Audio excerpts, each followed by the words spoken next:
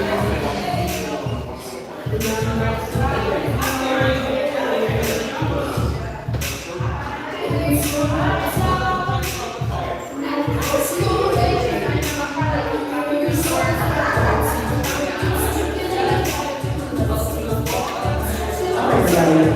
have some special readings that I have for you today. We're going to get started here in just a moment with our first reading of the afternoon. We're going to have Micah come and read your book one. And then a little bit later we'll have some other readings on there. But at this time we have Micah coming to the front here to our first reading of the afternoon.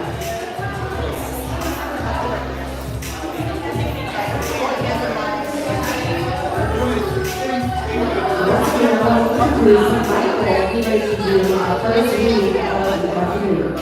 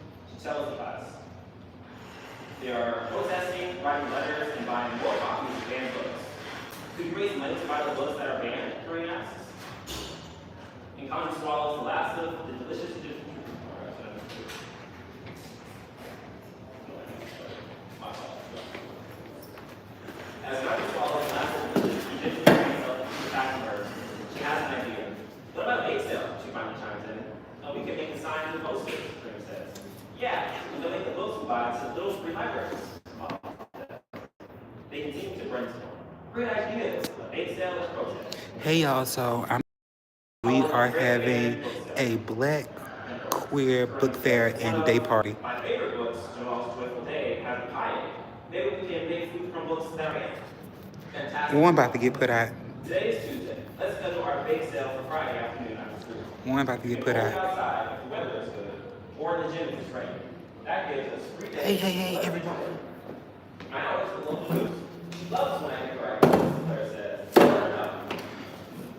At home. What's up, Missy? I did not forget about your bingo chips. I was looking for some different filament because I was trying to make you some red and black ones, but I'm gonna just make yours and get them But sent look to at it you. now with the band on Verniss. You okay, Mom? As the flaming Okay, battle I feel fell, good. teachers shared stories from the Egyptian uprising of 2011. We camped out in Tahrir Square for days. We looked after each other. We demanded that what we needed for our communities to thrive. Bread, freedom, social justice. I myself had one I'm young glad you man liked the card. I really struggled. Like I had like three different options, but I just settled on that. all through the week, school buses about to take sales protest. Friday's a mild, sunny day. When the closing bell rings, conscious class gathers up the baked goods and hurries outside to the tables they have set up. The baked goods sell out quickly. It's time to protest. But where are the Newports? So who I miss? Hey Flora, hey Wanda, hey Ariana, hey Carla. If y'all are still in here, hi all my beautiful people. No banned books. No banned books. Hey Lorraine, The how you crowd doing? set the chant. The So principal we're wanted having a book fair teachers, today counselors, at one of my favorite and I bookstores, understand and we're partnering to educate people around like the banned books and to get more Mom, Papa, um, and Zachariah people joined reading the black conversation books by as black Papa authors. speak to the microphone. Today, our students are brave, she said. Today, our students are loud. Thanks to you, they have raised enough money to purchase dozens of banned books, important books, diverse books. I hope everyone is proud of them as I am. And now, let's hear from the kids. Tita then responds to take the microphone. Connie takes a step back, but then she remembers Tita's words. She remembers her family stories. She remembers her classroom spoils. She notices familiar faces and new faces, and she finds her voice. She reads the poem she wrote at the library, and as she reads, the crowd begins to chant again. No banned books, no banned books. Her voice gets stronger and clearer, and when she finishes, the crowd cheers and continues to chant. The following week, Ms. Holly makes an announcement. The district reversed the book ban, she tells the kids. Your voices are powerful. Our beautiful books are back on the shelf. Thank y'all for tuning in. I know this not Our bingo. voices are important. She stands in line with her peers. How everybody doing? What y'all got planned for this Saturday? Right above the steps. Connie touches the Arabic quilt as she walks past. And that's our story.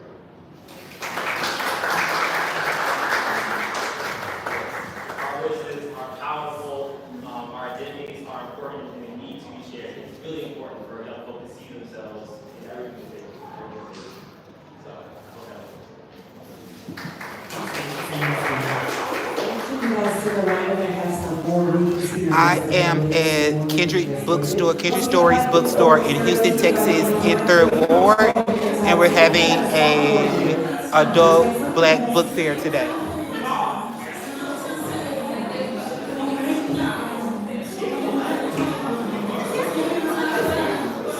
Oh, that book, you can return it to Shanika so she don't bill me for it.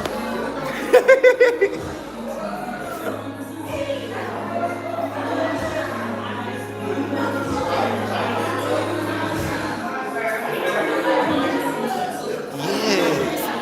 And you can also support Kendrick Stories and actually buy books online. Evelyn Harris is my favorite author, Lorraine. And when he died, the month that he died, so he died like a month after he visited Houston. So he visited Houston, and on the day he came to Houston, we had to take my sister to move into her dorm on college. So I didn't get to go to his event, and it was literally around the corner from my house. And he literally like passed away like a month later, and I was completely devastated.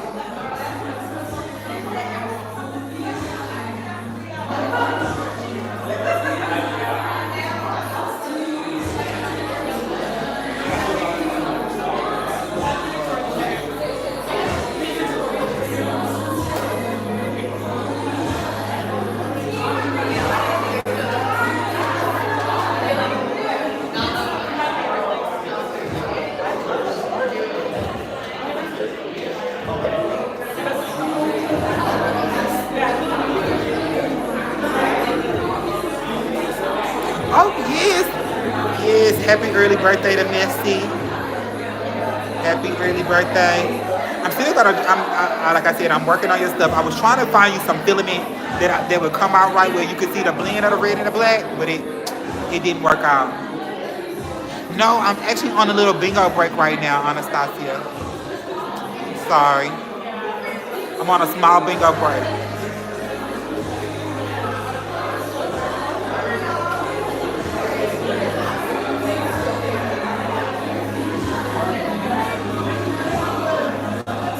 Thank y'all so much for coming. I'm sorry. Are you the founder of About Verniss? Yes. Oh, nice to meet you. Likewise. I've like seen the name before, but I never knew what it was. Well, thank you for coming and checking us out. I appreciate y'all being here.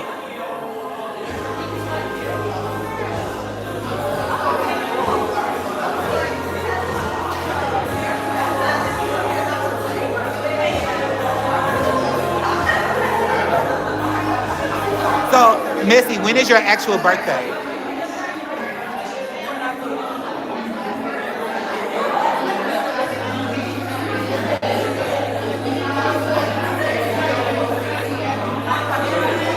Hey, Mom, my jacket right behind him. She like on this jacket right here.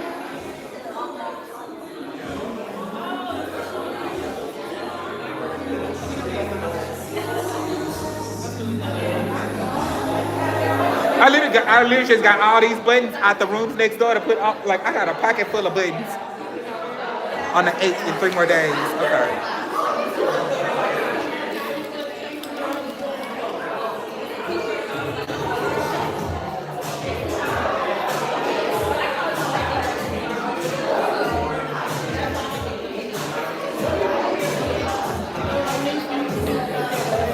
Huh?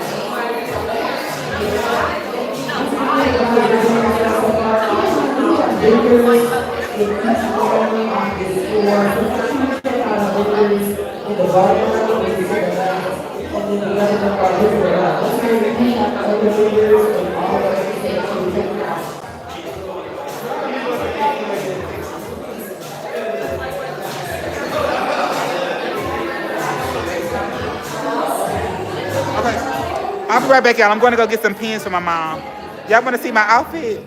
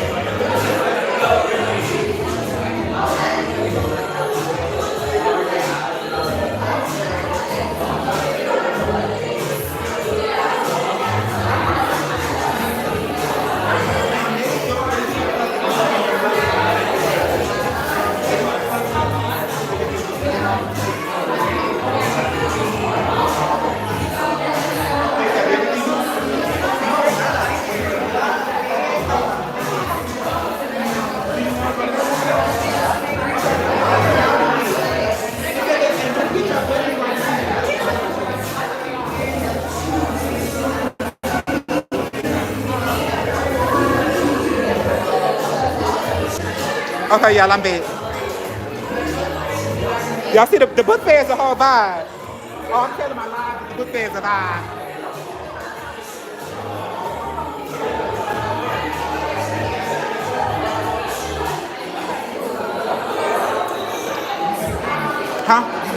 Yes, I did. It's chocolate chip cookies, and then they're chocolate chip croissant cookies. So it's a croissant split open with a chocolate chip chunky cookie inside of it. They just viral. Everybody making them right now. Just, you know. I'm not a TikToker. I gotta even lie to you. Definitely not. Most I know about TikTok is Kesha. I almost drunk my mama water. No, but she'd have been mad. She came back here and she had no water in her cup. And she no, and there's water in the market. That's what we got.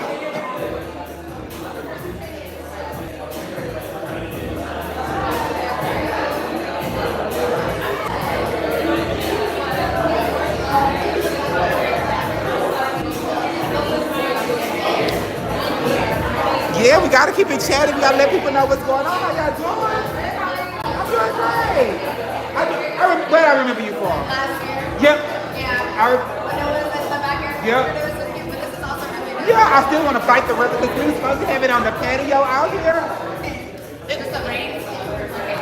We didn't know, like, everybody was iffy. I was the only one with positive energy. No, it's not gonna rain. I promise it's not gonna. Like even just like when it's windy and shit, like it's not nice to have that. We just moved it on the inside. Everybody still came through, so we appreciate y'all. Thank you.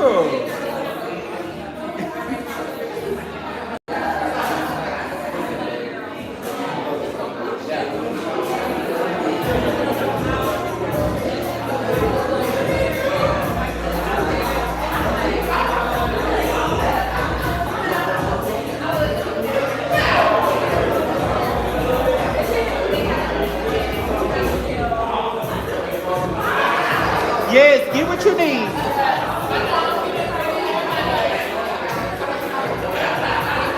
Get what you need.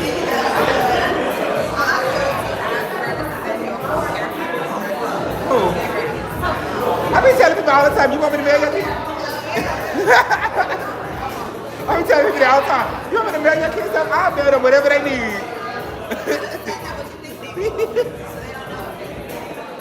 I've been to college, I know, I see you everything.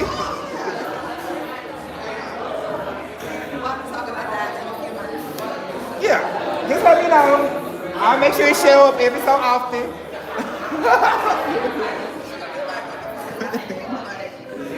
You good though.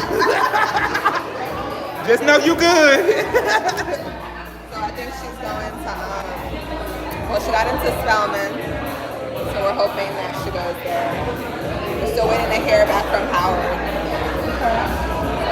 They're trying to keep the little Howard train going. I mean, honestly, I don't care either way. Like, if she goes to Howard, great. But if she goes to Spelman, I think that would be really great for her. If she goes to Howard, fine, but it would be great. But I think Spelman might be a slightly better fit for her. So, I'm just excited for her as a whole. me too. She's so nervous. I know what that was like, 'cause the unknown. Yeah, but when I was going to college, I was ready. I was so ready. I was so excited. But I feel like she knows she's inching closer and closer to having to take care of herself. And she don't like that. I don't even think it's just, I get that part, but even me, like when I went to college, I remember being like, yeah, I'm excited to go, but I'm also nervous. Yeah. But deep down inside, I'm also gonna miss my sister, gonna miss my mom, gonna miss my dad. What's gonna happen at the house without me? Like they gonna be around here having fun, and I ain't gonna. And I'm sure Elle's feeling that too. Like that was all my thought. Like what they gonna be doing, and I'm not here for it. Yeah. Like. They gonna be going out to eat and stuff, and I ain't gonna even be there. Like I had all of these like internal thoughts in my. That's gonna be her for sure. I'm sure she's thinking about that. And she's such a big personality in the house. Like for us, I'm like, it's gonna be so weird with her not.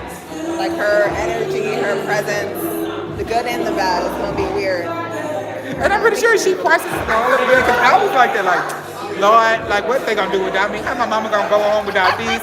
My sister ain't gonna remember to do this. Like it was like it's that whole thing. And for me, the way that she takes care of her brother.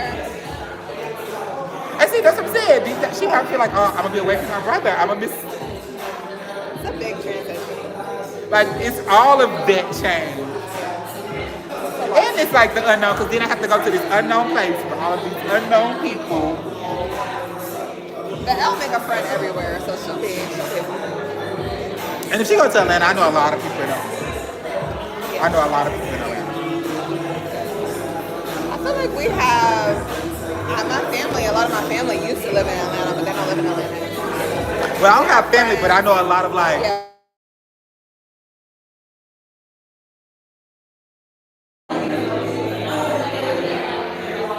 Oh, he done hung up on me.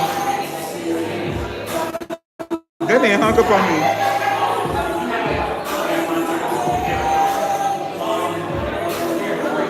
Hey, Charlie, how are you?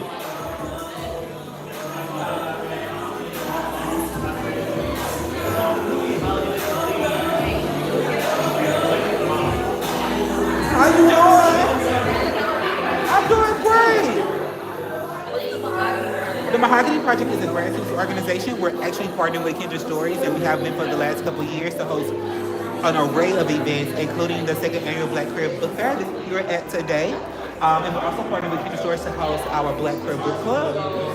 So the Mahogany Project is a grassroots organization where we focus on creating safe social spaces, centering trans communities, but that are for LGBT people as a whole. And we have a Mahogany Center in Southwest Houston. Just doing a lot of amazing work. Right now, a lot of our work is around like reproductive justice, knowing that there's a lot of healthcare benefits like banning reproductive justice access here in Texas and across the South. So that's why we're here providing like a lot of like over-the-counter medicine, reproductive justice access resources and things like that. We're also working to around the banned books, which is why we're having the book fair. And we're also working around the anti-drag legislation that is happening across the country, particularly happening in Texas and in the South, being that a lot of our community is intertwined in drag and entertainment and drag culture. Just trying to make love space for all of our communities to exist and thrive. So that's who we are.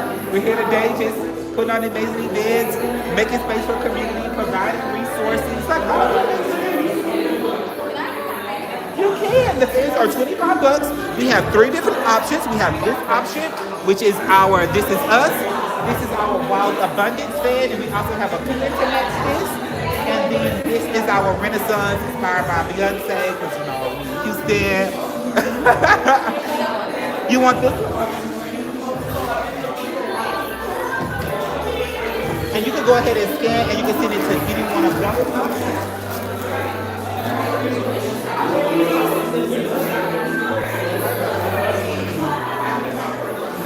Dang, Charlie, that they got you working on every Saturday.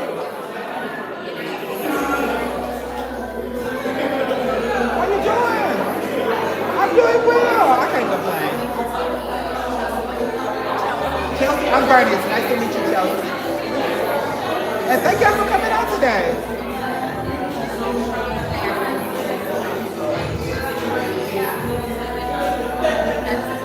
Yep. I'm gonna give you one brand new in the. Because I don't want to give you the one we've been using out for the demo and all of these, you know. Yeah, then you get it, it don't even pop right, because everybody else done.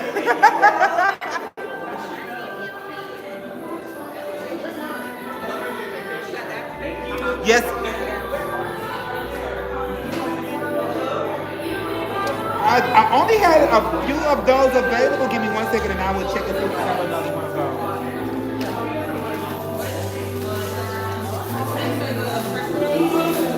Another man. The demo is the only one I have left in these.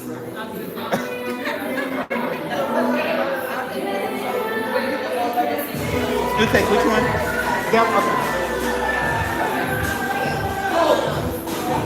You said the what again? What you sent your payment on? Cash App. Okay. Oh, you go ahead and send it over for me. Okay. So what y'all do me a favor? What y'all do me a favor? Can y'all play the beaches and play the song? Books on the ground.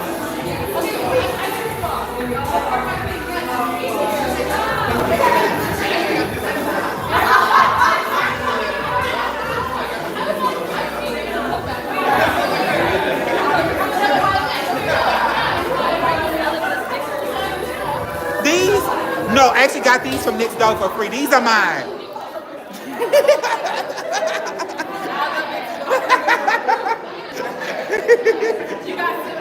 Huh? I do.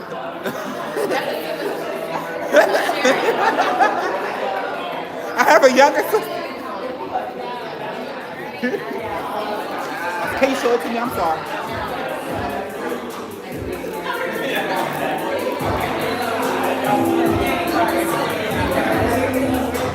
Oh, you want a fan? The fan are 25. So, but these are 10. Okay.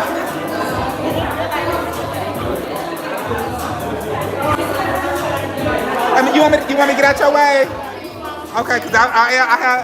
Hey, G, what's going on? I have just took over your whole station. Professor Ed. She wants you back.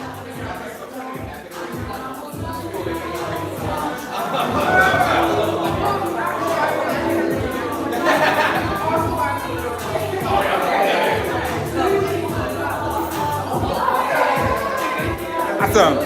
Thank you. And did you see what I screenshot you? The text message? And you saw what you asked me? Not us. How you doing?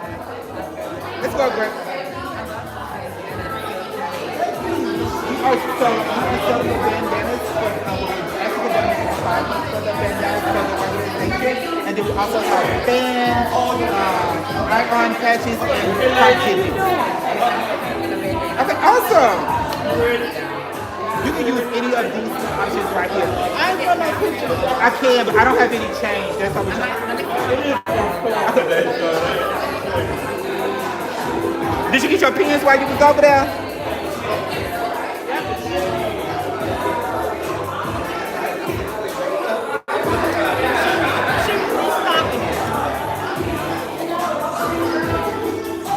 Awesome, thank you. I'm gonna give you one from back here. Okay.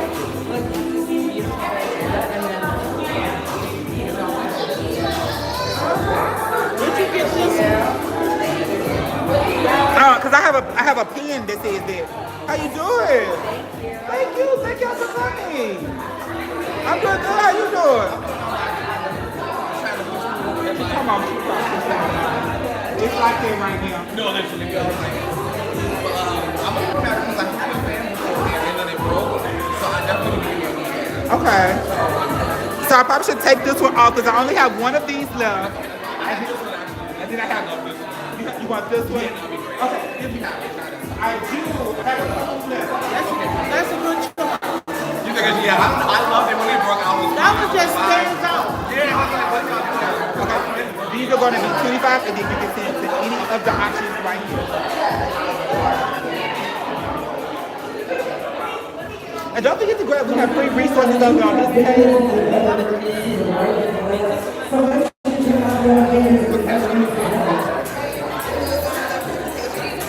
Yeah.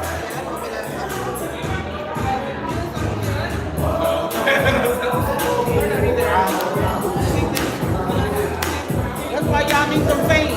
No way, what is it? Yes.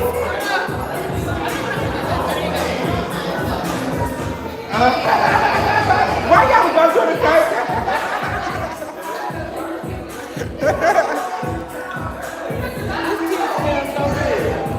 What you made? What you made? I mean,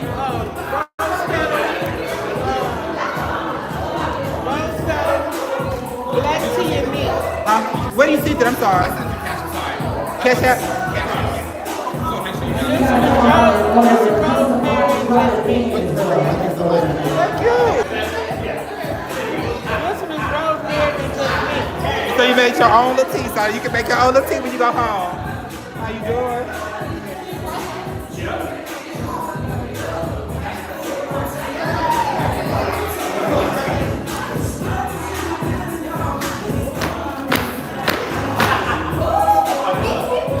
Yes, I make chocolate chip cookies and then we make croissant cookies.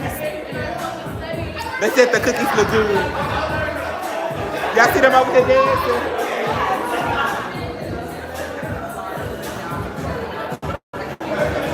It's a whole party happening in here. Yes, they're gonna be $3 for the cookie. Thank you so much.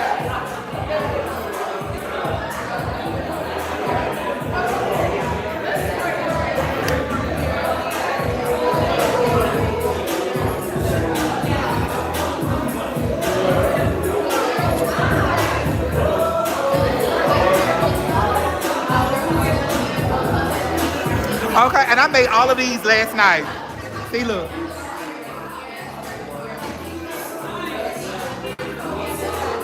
Y'all see the cookie croissant?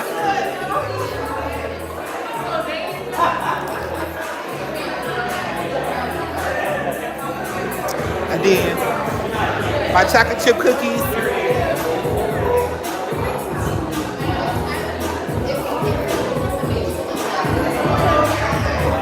Hello.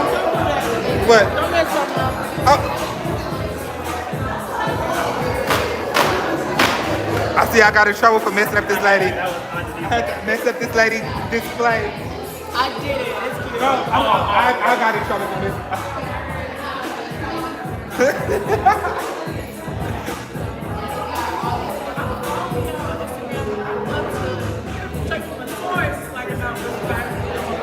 Yeah, so we do a lot of amazing things at the Mahogany Project. So the Mahogany Project was basically founded to create safe social spaces for trans people to engage with community, to build thriving trans communities. So we partner to do a lot of amazing events with stuff like this with Kindred Stories, to bring awareness to like the banned books that are happening across the country, and majority of those books being made by written by Black people and by Black queer people. So just make sure there's education and awareness around that.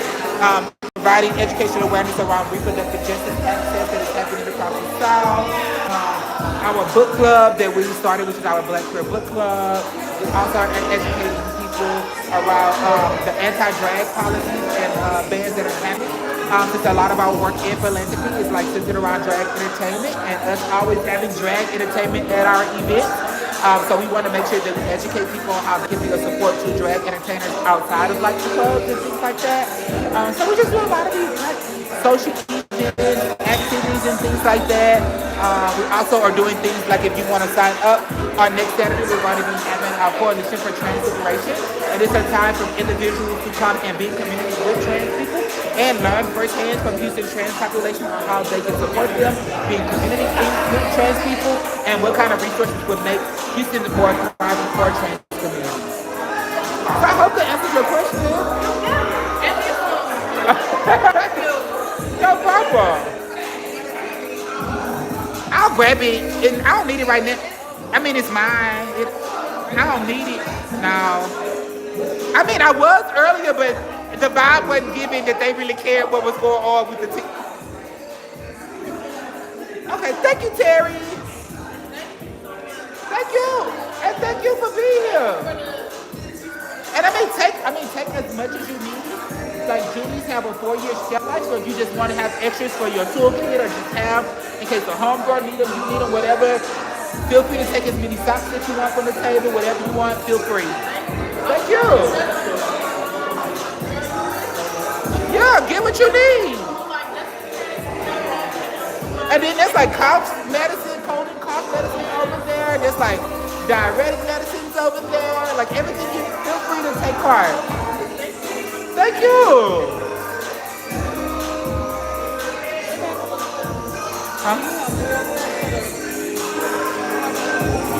I get 8,000 socks next month.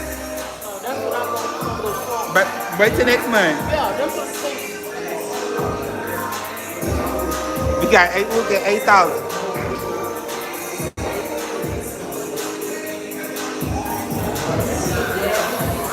What's up,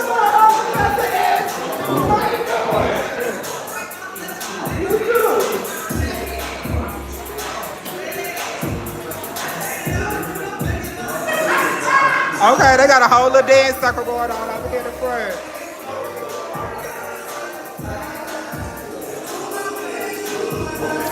I don't even know who's on program right now. What time is it? 3 o'clock. Who at 3 o'clock? Who's at 2:30?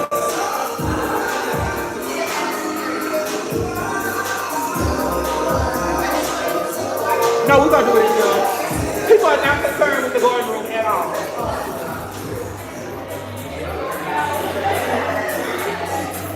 Hey, don't forget, I didn't forget about y'all in my bingo board.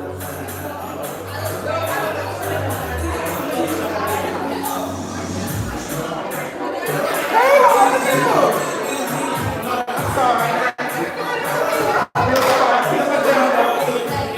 How you doing? I'm doing great. Thank you so much.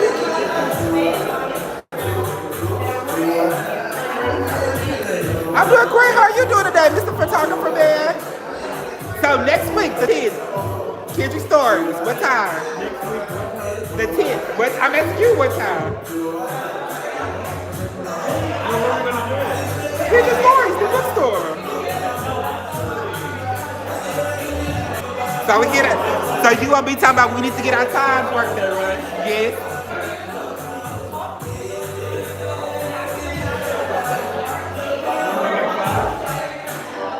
If we're doing something outdoors, no, it's indoors.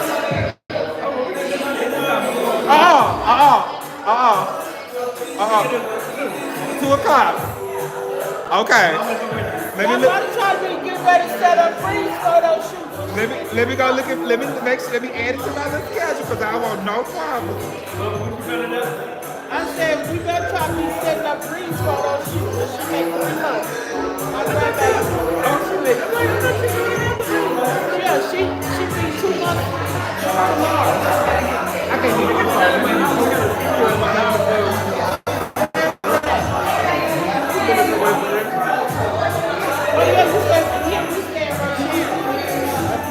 If you go, if you scan this QR code that's right in the back of here, it'll take you to our link tree. And in on our link tree, there is a donor to volunteer. So we're always looking for amazing volunteers to come and help out with events. You just have to fill out the volunteer form so that we'll have your information, so we'll be able to get in touch with you and we know what's coming up and things like that. We have an event, a bunch of events that are coming up with some volunteers. So my name is Verniss. Verniss. I know how I feel. They put me on for 6 weeks. I ain't lasted for 2 weeks. I probably will always do a lot of videos because I'm in the factory, so I do a lot of the videos. The cookies and yeah, so everything on this table does cost, and then everything on that table is free. My gosh, I hope to see you again. Gabriel, Verniss. Hey, how are you? I'm doing great. Yeah, so this is our little donation dinner set up for the organization where we're raising money. We have bandanas, stands, the tattoos are free. We have iron patches, giblets. We have cookies and cookies and stuff. You want to ask me something? What if I told you I don't think I have no more? Okay, I like you.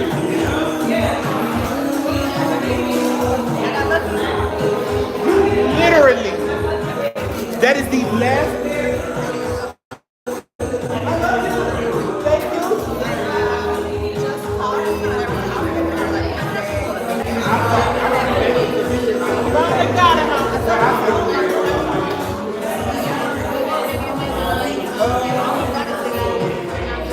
I'll go grab the ACLU. What time is it? Let's go, Laurie. Rose water. Yeah. Let her know you about to call her up to do rose water. Okay.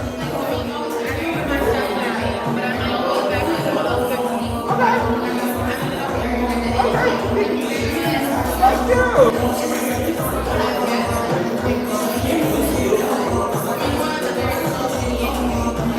Oh, I was gonna already have him do it. I just didn't know when y'all wanted to do it. Breeze photo shoot. He said do it at his house. You got to Yeah. go there.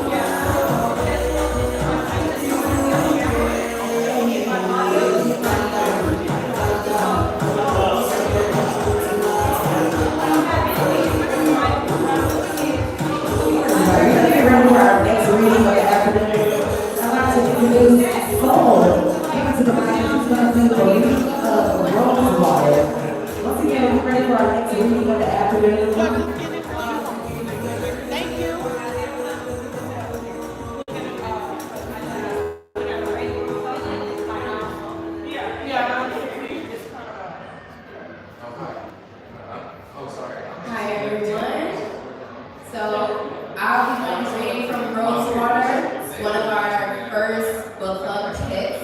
If you want more information about the book club, we have a table right over in the corner where you can sign up.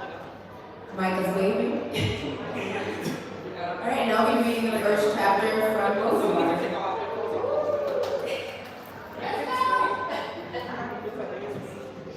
Several loud thuds ricochet from my front door and reverberate through my little space. My flat is a collection of plywood walls that have been haphazardly installed to give the illusion of being an apartment rather than a tiny studio. Even a quiet hum in the living room can be heard from the kitchen. And so the doorbell's piercing ring followed by 3 frenzied bangs makes my head spin. The blinds still being down makes it hard to tell what time it is. Stretching over the body of my bed, I grab my phone and through squinted eyes see that it's 4 o'clock p.m. I'm not ready to get up. Last night was a heady mixture of sweat, tangled bodies, and the synthesized melodies of Funky House. The club, ordinarily begging for attention, had been wedged full. A collective of DJs took it over for the night. They had thrown a party that, despite the initial hesitation from our manager, was strictly no boys and no straights. After my shift, the more shots of sambuca than one person should ever consume if they want to maintain a functioning liver. Bea had come back to mine. It was our routine.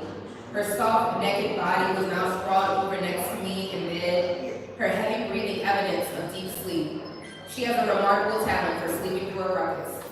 I put my phone back down and my eyes involuntarily start to close, but then the bangs and rings restart, creating a hysterical cacophony that sends sharp electrical currents through my head and forces me awake. It must be Jim from downstairs. He's the only person who would call on me with such vim. I try sending a telepathic message telling him to shut the hell up, but the bangs keep coming. I'm gearing up to stand and open the door to be overwhelmed by the foul stench of a man who smokes 40 fags a day. There's a bitter nausea now bubbling in my tummy. I know that only a cup of sugary tea can make me human again. Saliva gathers in my stale mouth in anticipation. A t-shirt with Miss Lauren Hill's face on it and a pair of checkered boxer shorts are the only clothing options in my immediate vicinity. My legs, which have been left fragile and shaking from last night's antics, do their best to haul my tender torso out of bed and into the hallway. Next to a small, square glass board, I run my self-published poetry collection. I see a pair of rectangular sunglasses in my basket of miscellaneous items. I put them on in an attempt to settle my surroundings, which won't stop spinning. Walking slowly toward the door, the impatient nature of Jim bangs tested me. He is fucking true, and I'm not here to have him lose his shit at me because the delivery driver has got our flat numbers mixed up yet again. One time, he made a poor attempt at disguising the fact that he nosed around in a package of dildos clearly labeled with my name. I managed to repeat the motion of placing one foot in front of the other, steadying myself on the wall as I move along the hallway. But as I near the front of the flat, it isn't Jim's voice I'm confronted with. It's someone with an unfamiliar accent. I can't place it. Miss, we know you are in there. We can see your lights are on and we have a warrant. I hold my breath and quickly shuffle into the kitchen to the left of me, doing my best to avoid being spotted with a silver glass in the front door. Sneaking a look, I part the raggedy neck curtain above the seat in front of me, still half expecting, hoping to see Jim's bony yellow tinted frame leaning on the balcony. But standing outside, I see part of a stocky, olive-skinned man with a freshly trimmed head. He's clutching an envelope with uncomfortable ease. Darling, if you let us in, we can make this whole process go a lot faster and with a lot less money. Another voice chimes in from behind. Looking around, the bald guy caught my eyes from the gap in the curtain and without hesitation, attempts to lodge his chubby arm through my open kitchen window. I'm faster than him though and manage to clamp his shut before his limb crosses crawl inside. There's a faint knock as his fingers meet the plastic trim of the window frame. I panic slightly. I'm not your darling. There's nothing for you here. My voice cracks. You're not doing yourself any favors with that, Andrew, the first man replies. There is clear and deliberate discontent in his voice. Are you Elsie McIntosh? Is this your property? The second voice says. I don't answer, but it continues. Like Derek said, you can make this hard and easy as you like. We have a job to do, and if you are Miss McIntosh, we have the right to repossess this property under Section 21 and Section 8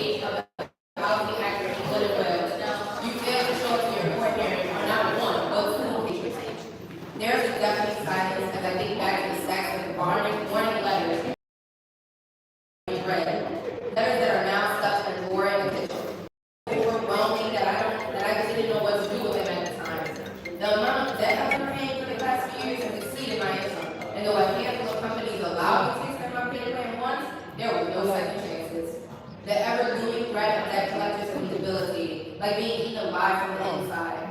Every moment of potential joy has been overshadowed by the possibility of having my security. Now, at this moment, this nightmare has finally become a reality. We're going to need to see some ID. I don't move. Miss, we're not going to leave. You can do this all day. We have a warrant, so we do have the right to enter the property.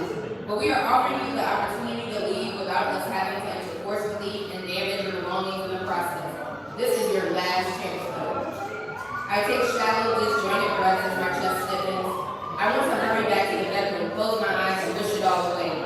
I move slowly into the hallway, my hands and feet growing in heat and stickiness. I think back to the YouTube video series on pranayama and an anxiety that I watched a couple of weeks ago. Take long, deep breaths and focus on how your body feels. Remember, you've got this, sis. A woman with purple sister locks has said. My heart is beating too fast. I sit on the floor and lean back against the peeling green wallpaper in the claustrophobic corridor. I close my eyes and imagine the woman from the video guiding me breath by breath. Despite her disclaimer that her sessions shouldn't be used as an alternative to therapy, this is what they have become. Mom used to say that only self-important people would waste money paying people to listen to their problems, which probably weren't even problems to begin with. They were just the realities of life. I used to think she was right, but now I'm not too sure. My mind is in a loop, jumping between the intermittent loud bangs at the front door, the texture of my syrupy palms, and despairing at the fact that I have no backup plan. Here, in this moment, I think I might die. My heart feels as though it's going to erupt. Breathe in deeply and feel your body. Let out all the tension and stress of Babylon as you exhale. I pieced together sound bites from the woman's videos and tried to breathe. Almost a year ago when I first moved into this flat, I had breathed a sigh of relief to finally have a home. And now look at me, barely staving over a panic attack on the hallway floor. Oi, Puffity, what's that noise? Are you coming back to bed? Bea calls out from the bedroom. Of all the time she chooses to wake up, how am I supposed to explain to her that there will be nowhere for me or my things or her to go in approximately 5 minutes? Humiliation takes hold of me. Hi, I know we just fucked and this isn't serious, but I'm not homeless and it would be great if I could stay with you. One sec, I managed to respond in between shallow breaths. Focusing on the words from the anxiety video, I continue to breathe in and out for what feels like several minutes, attempting to block out the bangs at the door. None of the anxiety articles, posts, books, videos, or podcasts speak about what to do in the middle of an eviction. They never talk about what to do when the walls are literally caving in. My breathing slows just slightly and I pick myself up off the floor and practically crawl back into the bed. I consider joining the boxes of journals nesting safely underneath the bed. Drama with that neighbor of yours? Bea asked. She looks cute and sleepy and a bit messy, still recovering from yesterday. I wish, I struggle to enunciate. The inside of my mouth feels numb.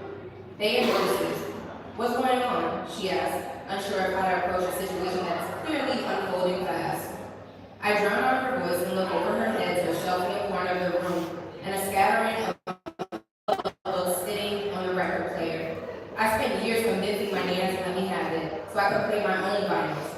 She hadn't played a record on it for at least 10 years, instead favoring a selection of YouTube playlists of jazz, soul, and R&B that she discovered after Mom bought her a computer for Christmas.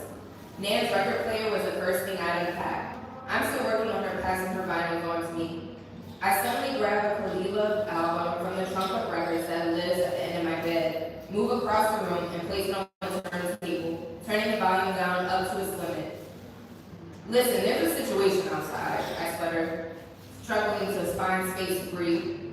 Okay, Bea shouts with the music. Be specific. Bailiffs, I yell back. Oh shit, her face drops with concern. What did you do? I feel my brow furrow involuntarily. I mean, what's going on? She corrects herself. What's going on is that I have to leave, and they can apparently force entry. But I think all the doors are locked, so I have a little bit of time to figure out whatever the fuck I'm supposed to do. I'm trying to convince myself, as well as Bea.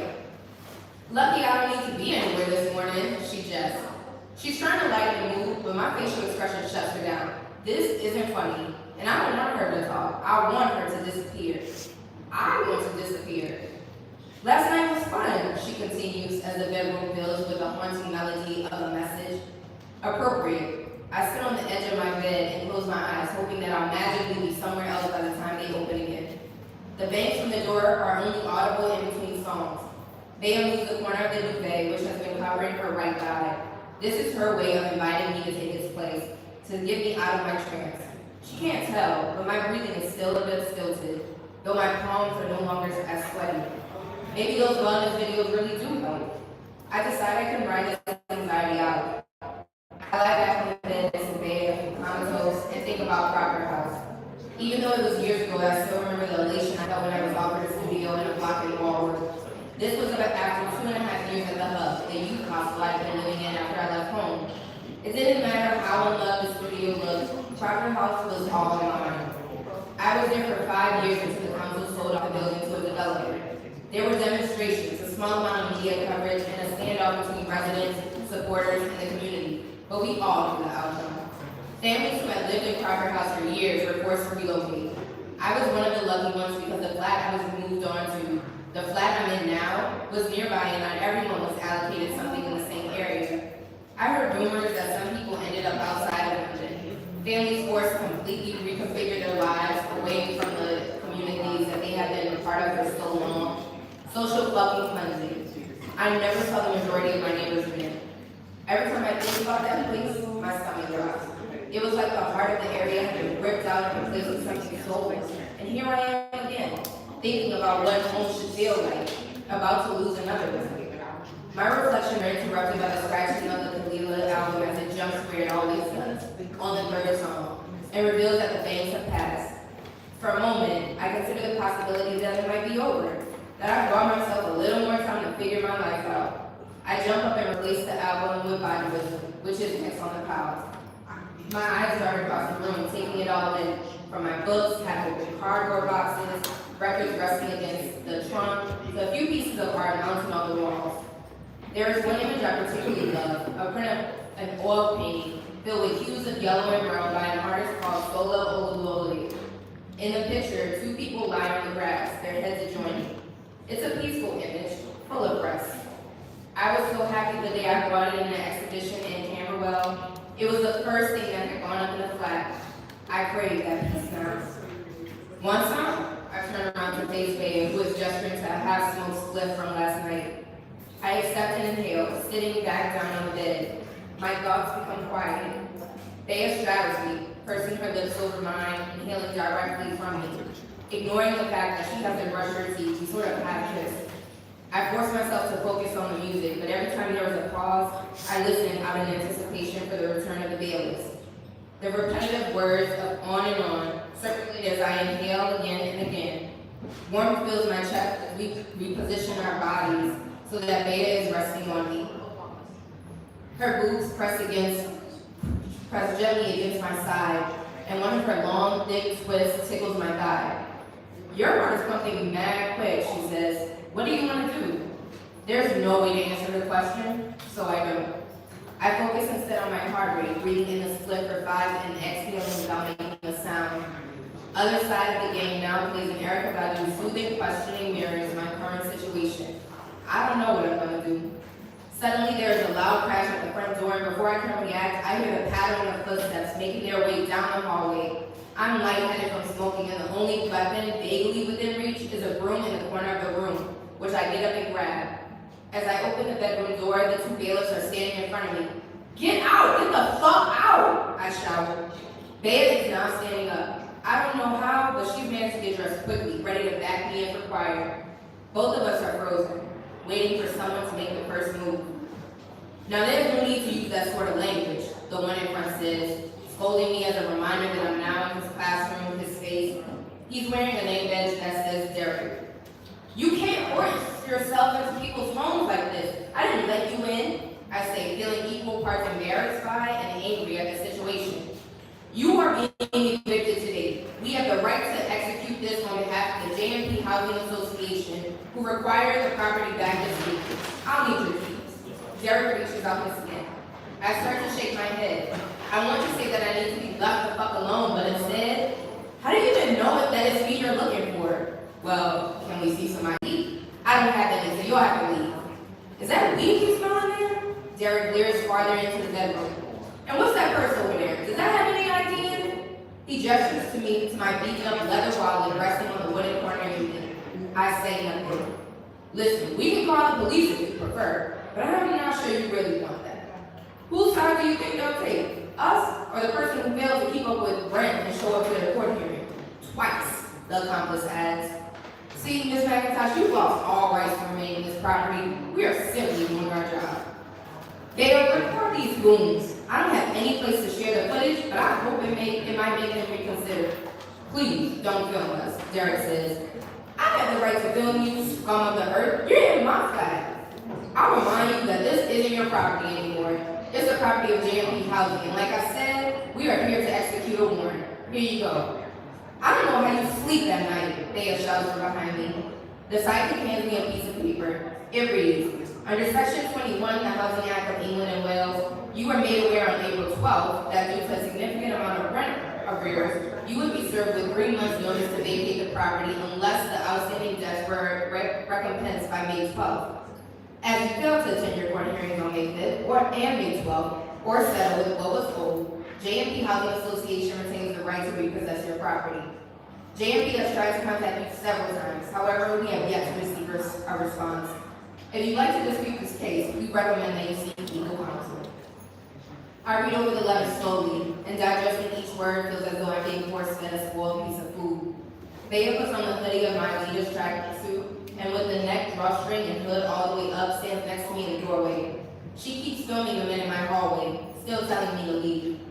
We've placed an eviction notice outside of your house. This is completely lawful. You can make this easy, or you can make it harder than it needs to be. We don't want any trouble. The psychic accompanies this with a smile so sensitive and out of place it's like he's playing dress up, only pretending to be the baddie who throws people out of their own homes. I feel my chest tightening again. Does this make you feel like big men forcibly entering people's flats for a living? I kiss my teeth, which surprises everyone, myself included, as the only people I know who still do this are my Guyanese elders. There is nothing more for me to say. My stomach gurgles. I push past him and leaving Dana in the hallway to defend my flat. As I run into the bathroom just in time for a vicious eruption of bowel. I sit there in the silence for a moment, my heart thumping in my ears. After I splash my face with cold water and a swig of healthy amount of mouthwash. Everything all right? One of the men calls from the other side of the door. Listen, are you really telling me there's nothing I can do? This is supposed to be a place for me to settle. I say helplessly to myself with my back against the bathroom door. I feel pathetic. Miss, I'm hypnotized. If you'd attended either one of the court hearings, you might have been able to come to some sort of arrangement. But you're right. Look, we can give you, he stops, speaking, in scenes, to check the time. What do you, he asks his friend. 1 hour. We've already been meeting outside for a while. Didn't it rain? Yeah, 1 hour should be enough to get your things together. Like, looks like you're what they call a minimalist anyway. The casual clothes stains. We're gonna wait right here though, so don't try and pull any stunts. Like I have much choice, I murmur. There's no point begging these two foreign creatures to recognize my humanity. Even if they could do anything to remedy the situation, I know they wouldn't. I hear the men make their way into the kitchen and turn on the kettle, and I'm left with 60 minutes to pack up my worldly belongings and figure out whatever the fuck I'm supposed to do next. I take a deep breath, stand up slowly, and exit the bathroom. I find Bea where I left her, standing guard in the hallway and still filming. Look, I don't need people at the club finding out about this mess, okay? I say bluntly. I'm not trying to get involved with your business like that, Bea replies, part indifference, part concern. But I'm here if you need me. Cool, well thanks for recording, I say as she hands me back my phone. You can go, you don't have to stay, I'll see you later. Bea delivers a piercing look and offers to help me pack, but I don't let her. Bea and I fuck a lot, and yes, she jokes to go out. She jokes to go out with, but it's not like we're real friends. We never talk about our feelings. As she makes her way out of my flat, I look around at the place I've called home for the past year. The bailiff is right. It is minimally decorated. Moving into this flat was the first time in a long time that I had more than just one room to myself, and so despite how small it is, I didn't have furniture to fill it out. I had big plans though, scenes I wanted to plant, original pieces of art I wanted to paint. Putting the remainder of my things into boxes won't take long. I have more books and journals than anything else. I've been collecting them since I was 14. My earliest finds were from the school library, and the rest came from charity shops through weekend, and gifts from my nana. I'm easy to buy for. All possessions so treasured that I can't even bring myself to make notes in them. I'm sure this is part of the inherited DNA that comes with growing up around first generation West Indians. Every time I visit my nan, she has a story to tell about a serving dish or glassware set that would only come out on special occasions.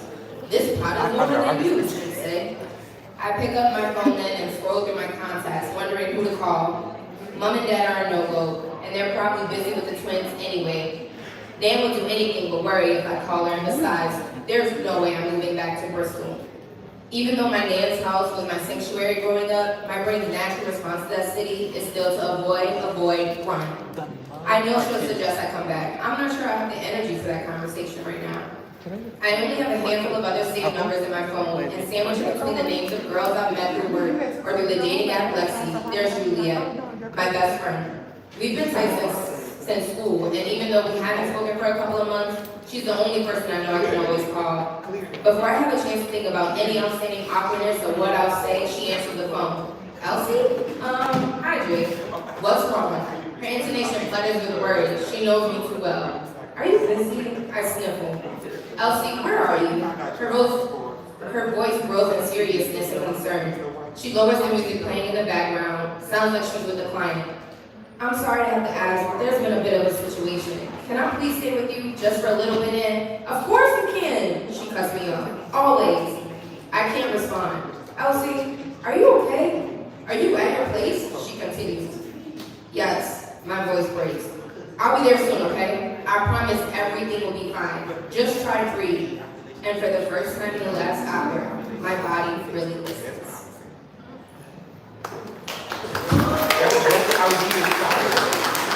So once again, that's the first chapter from Rosewater, which is going to be our first book for book club. If you are looking to sign up, we have a table right in the corner where you can sign up, and you can also purchase any of the books from Kindred stores. Thank you.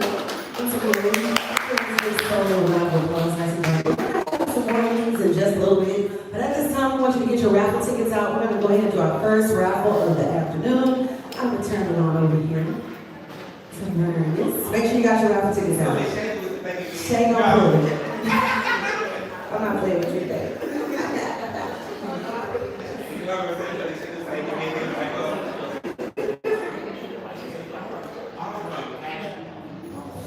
I'm gonna let everybody get a chance to get their raffle tickets out. That's all the time you get. No, who said they don't have one? So if you do not have one, that means you did not register. Or you don't have one that means you registered and you lost it. Two things can be true at the same time. So y'all got them out? Everybody, you ready? All right, here we go. If your number ends in 0, 4, 7. All right, that's 0, 4, 7. One. Going twice.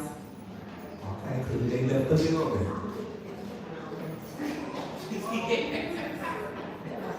Okay, if your number ends in 0, 8, 1.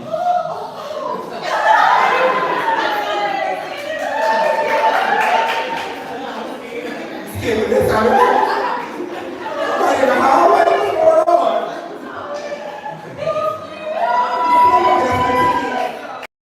Are you one?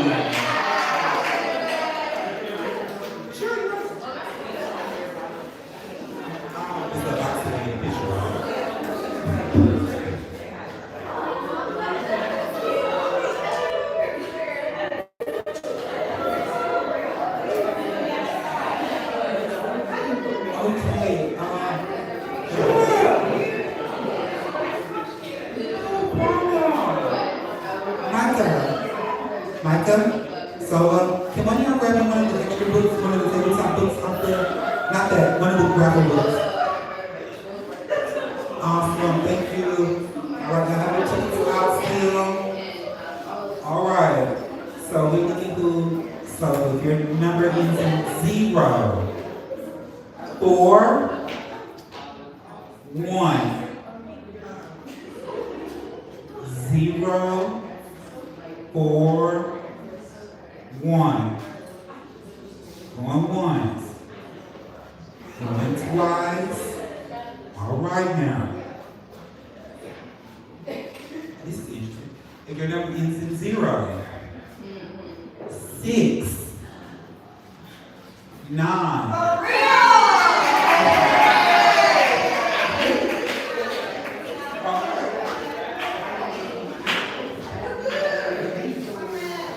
All right, so we're gonna let's go do some more raffles before the evening ends. It's important to register for events, people.